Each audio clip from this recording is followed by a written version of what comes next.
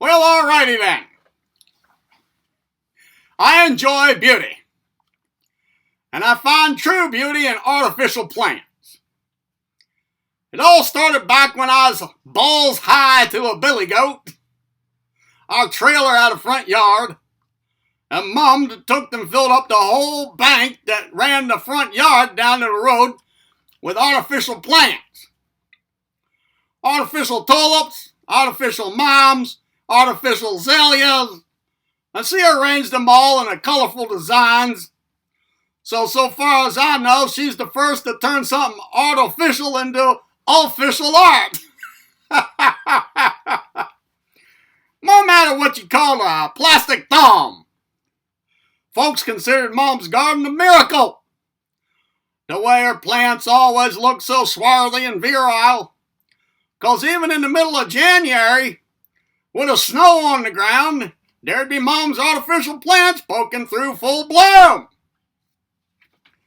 Folks never knowed the difference. Because, see, every now and then Mom'd replace plants with bigger ones of the same kind.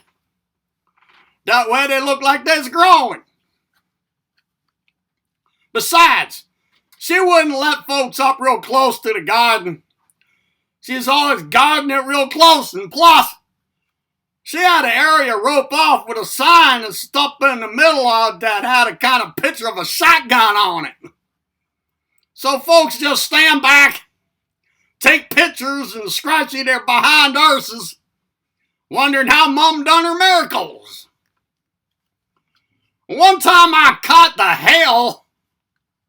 I was playing ball tag with my friends. That's the same as regular tag, except you don't touch the other person to make them it. Instead, you clobber the other person real good with a ball. Well, alrighty then, that's what we was playing, except we was playing it with lawn darts. So I was running pretty hard, and I slipped down the garden bank and crash up some of Mom's artificial tulips. Well, you know how some parents, when they's gonna beat up their kids' hind arses, they make the kids choose the weapon? They say, I'm gonna beat up your hind arse, so which one do you want? The electrical wire or the clothes hanger? Well, I got no sympathy, because Mom, she chose her own weapon. And I'm telling you what right here, nothing's bad as getting your hind arse beat up with a gun. She's swinging that gun so hard it felt like the subcutaneous rawhides coming off my whole arse.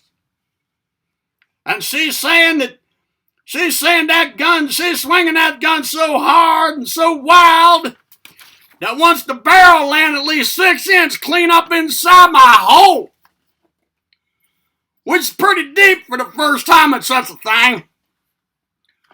And then she's mad at me again because the barrel's clogged up. And she clears that out by firing off a couple of 3-4 rounds at me.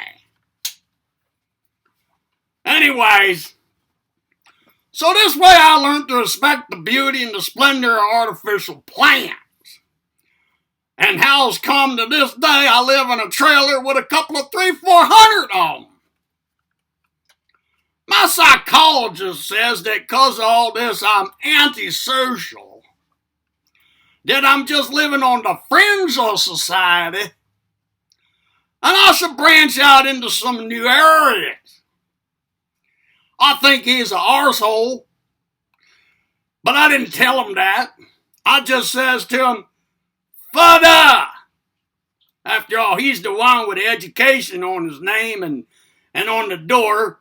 And it even says it right there after his name. It goes, blah, blah, comma, PhD, or Fada. But alrighty then, yeah, I get some new things going on. For example, burglars bursted in and took all my beautiful artificial plants. Now that really galled my bladder. It felt to me like all barren and devoid. But the new thing is I made a bunch of fake artificial plants to replace the real ones. But my psychologists still weren't happy, so I took up reading New Age magazines. And now, sometimes I close my eyes and I stroke my fake artificial plants, and I talk to them, saying to them, I love you. And every week or so, I transplant them into smaller pots. That way, they look like they're responding and growing. Another new thing, another one, is now I was pulling in millions of dollars because I invented a use for all that styrofoam we've been throwing out. Artificial plant food. So now I got another love in my life. Money. And money leaves me open for another new thing. Another new love. Traveling. In fact, the last time my trailer got robbed, I was traveling. I'd went somewhere and everybody bursted in and sold everything. But this time, I was more prepared, and the joke is on them, because I haven't paid for anything yet. And speaking of traveling, I'm doing spectacular in another new business. I got the idea from out of reading them New Age magazines, although I'm the first one to actually take up this new angle. I was reading about this here out-of-your-body experience astral projeculating travel thing. You know what I mean. Everybody here, any ever done this crazy shit? Well, I figured it's popular, but that it just needed some firm ground to sort of legitimize it. You know, to bonify it. And plus, it sounded like a tad bit dangerous way to travel, so what I've done was I went down and opened up an astral travel agency. Well, alrighty then. By the brown streak of my shorts, I mean to let you know that this is where the money tree really grows. Because this is much bigger than even artificial plant food, folks. Ticket sales have soared in an otherworldly manner. Tickets is just vanishing into thin air in a somewhat ghostly fashion, which is profound, I figure, because thanks to yours truly, that's exactly what astral travel has become, a ghostly fashion. But I can see what you's thinking. You's thinking, if it's dangerous, then why is everybody buying tickets? Well, no, that's just the thing, because I've took care of that problem, because with a ticket from my astral travel agency, your return trip is guaranteed, or your full money back. The only other possible hazard is that evil demons can fuck with you while you're traveling out of your body. But see, at an extra charge, I offer an evil demon insurance policy on your ticket. So that's covered too. And it's guaranteed, because, well, between yous and me, I went down and worked me out a little deal with the devil. Now, of course, folks, being the way they is, you've always got them purely venturous types that go for the balls and guts of everything. And they don't want the evil demon coverage. Now, no profit is lost there, though. Because for them, I just tack on an entertainment fee. Again, money back guaranteed. Now, if you're smart, at this point, you're going to want to ask me, don't those adventurous types who's got a ticket but no evil demon coverage and so put out for the entertainment fee, don't they comes back with their bladder galled once they found out what kind of motherfucking evil shit they actually paid for with that entertainment fee and demand a refund? Or at least on that account, it's guaranteed? In other words, don't that cut into my profits? Smart question. But, well, no it don't. And here's why. Those venturous clients do, of course, make it back. Because they bought a ticket. But on account of the devil's half of his and my deal, an evil demon fucked with him in such a god-awful way that for the rest of their life, they act like they still going on the astral trip and thereby they can't ask for shit. But hell, they asked for it in the first place, and just between you and me again, these souls is my half of my deal with the devil. So no raw hide off my arse. So yeah, damn right, this is real good money we're talking. Damn right, and I can sense by feeling you here. Around that you's a pretty good business sharp group of fellers and fellasses. And you're thinking, hey, maybe I'll just go right on past buying a couple of tickets. I want to get right down to where the big picture bottom line with this guy is at if he's going that way with us here. After all, why have a piece when you might have a shot at the whole dang pie, right? Well, alrighty then. I hadn't planned on going there right now, but okay, what is the bottom line here? Let me sort of draw a picture here for you by saying that the astral travel agency business involves zero overhead, zero risk, and rocket fuel high sky profit. Now, you just picture me laying back in the trailer listening to some live New Orleans on my player's piano, letting my automatic self-balancing bicycle do my exercising for me, and I'm just raking it in. Well, there's so much money in this shit that the money rake its damn self in.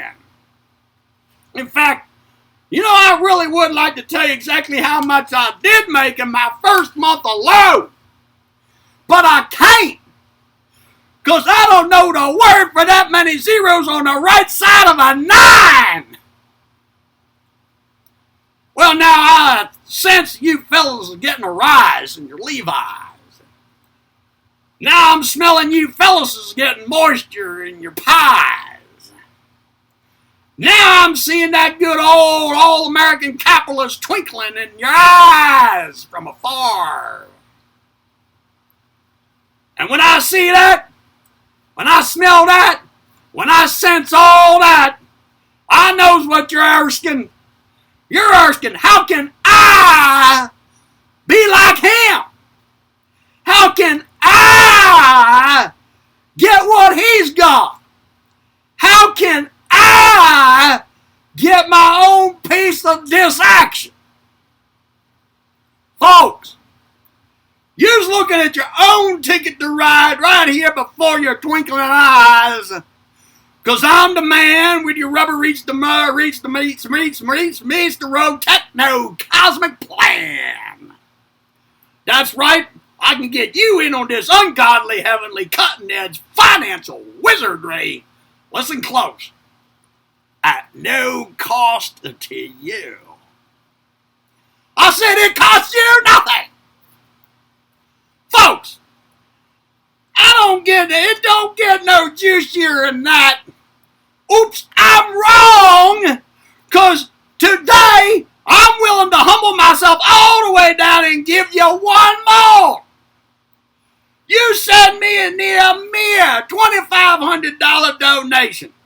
And I'll not only send you your own free astral travel agency startup kit, but by God, I'll even throw in a menage a trois of my homemade fake artificial plants and artificial plant food for your new office. Now I say that's a hell of a deal, so let me hear it. Come on! I can't hear ya. Come on! Come on! So yes, once the debris all falls and the smoke clears, I'm sitting rather pretty lately. Interestingly though, much as I love traveling, I never astral traveled myself. But what I do is sometimes I just push aside some of my plant pots and I goes to sleep on my hard imitation plastic floor with my hand twisted up under my body. Like so. Now see, makes my whole hand go plumb numb while I'm sleeping, and that way when I first wake up and bachelor mate, it feels like someone else's hand. So, what it is albeit I've never astral traveled, sometimes my body has out-of-mind experiences. And I must admit, I do like the attention. Speaking of sex, some arsehole, sex right there, see that? Some arsehole circumcised me and now there's this ring around my penis. So much for that, arsehole! Anywho's, I feel much safer now. So see, I got lots of new things going on in my life. Also, I feel much safer in my car. Now that I put tires on it. That's new. It's been getting a lot better gas mileage too. Tires again. Tires is a good thing. Hey, and with this new safety feature, I like to pull into busy intersections and pretend that I got stalled. Then when people come to push me, I start up and burn out really fast. Everybody gets pissed off and I'm laughing. Been trying out having pets too. Sometimes I think in 5 different languages at the same time. Just to annoy my cats. Cats freak out. My fish freaked out once for another reason. Did you ever notice how some kind of animals, most cats for example, don't like riding in the car? Well, I found out fish don't.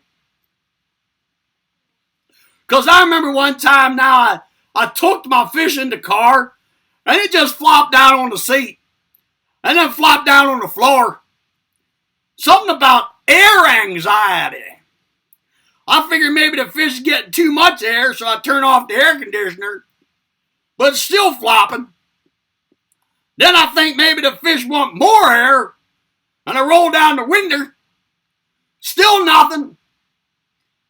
Then I think maybe it's not air anxiety at all, but claustrophobia from being in the car. Because sometimes I get claustrophobia in the car. I start flopping around, and the whole car gets a fishtailing. Fishtailing! Fishtailing! But then, them fish tanks is even smaller than the car, so I never did figure it out. It's a mystical thing to this day. Well, what else is new? Is I got my first dictionary. Now this thing really galls my bladder. Let me ask you something.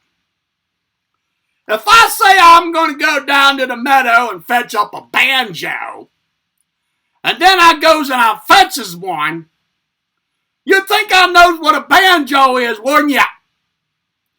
And you'd then kind of be pretty clean for granted that I knows what the word banjo means, wouldn't ya? Right? Well, alrighty then. Guess what word's in my cotton picking dictionary? Dictionary! I mean, hello, McFly. See, that's redundancy. I don't like redundancy. Well, alrighty, yeah, sometimes I'll be talking to myself and I don't quite hear what I said, so I have to repeat it. But for crying out loud, that's a horse of a different feather. Redundancy is like cloning, albeit I weren't morally upset when that man cloned that first sheep, because I know it weren't the first time a man and a sheep get together in reproductory collaboration. I'm for economy, not redundancy. That's why I wear shoes that's too long. That way I don't have to walk as far to get somewhere. Economy is when I pull all the shades down in my trailer and then peek out around them with my eyes all bugged out and the lights off. It makes all the girls come over because they think I got cocaine. That's social economy, because it's a social way of staying home and still saying, fuck you to my arsehole psychologist for calling me antisocial.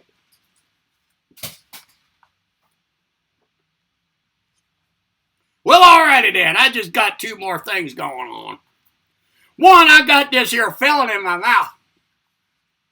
Back there along the side. See it back there? On the top, kind of in the back. And, well, that feeling picks up Asian broadcast frequencies.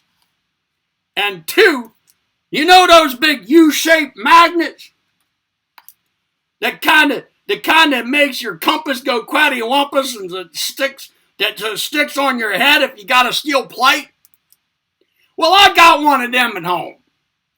And when I point the magnet at my feeling that picks up Asian broadcast frequencies, and then I eat beer pretzels at the same time, in a ghostly fashion, Chinese people can hear me chewing on the radio over there. Well, that's about it, folks. I think you ought to get involved in this here new business I got going for you. Let me hear from you, will you now?